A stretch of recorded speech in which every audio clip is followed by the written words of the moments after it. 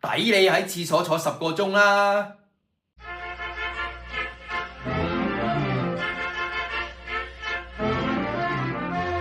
大家好，我係 Cyrus， 歡迎你同我一齊學廣東話。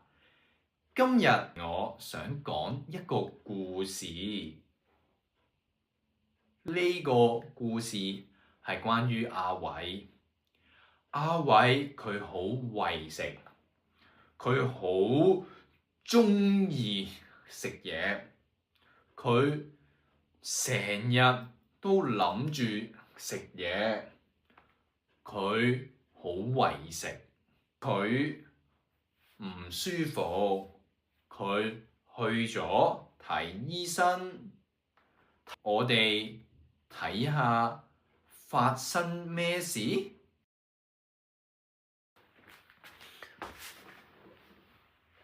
醫生，我好唔舒服啊！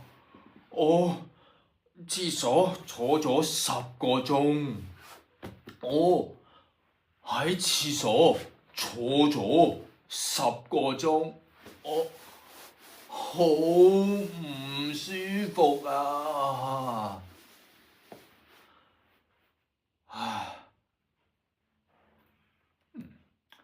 你喺廁所10個鐘？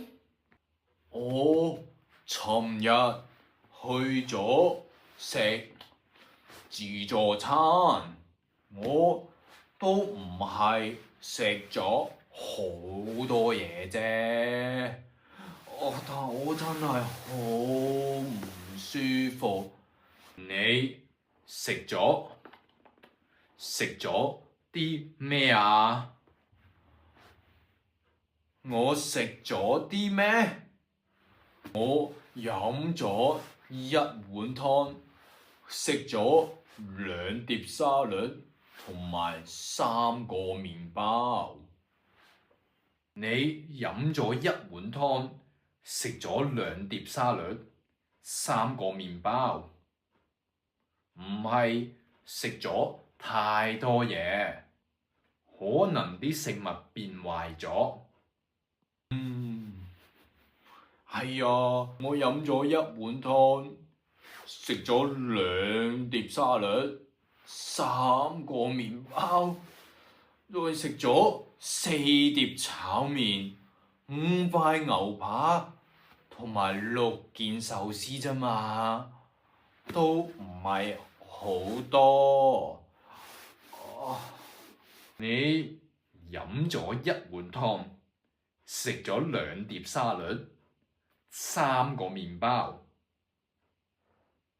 再食咗4碟炒麵、5塊牛扒、6件壽司，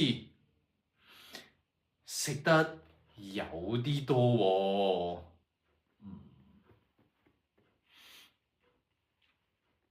喎。我都只係飲咗1碗湯，食咗2碟沙律、3個麵包，食咗4碟炒麵，食咗5塊牛扒、6件壽司，仲食咗7條魚、8件蛋糕同埋9個蘋果啫嘛，都唔係好多。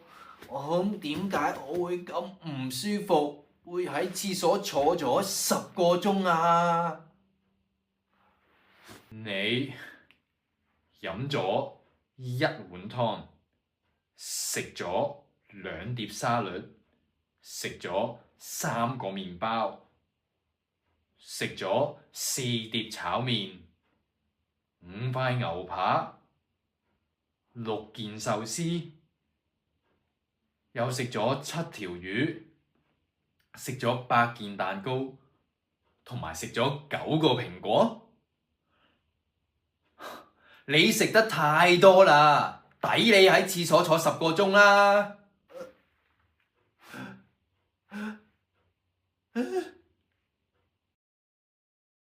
你覺得阿偉食得多唔多？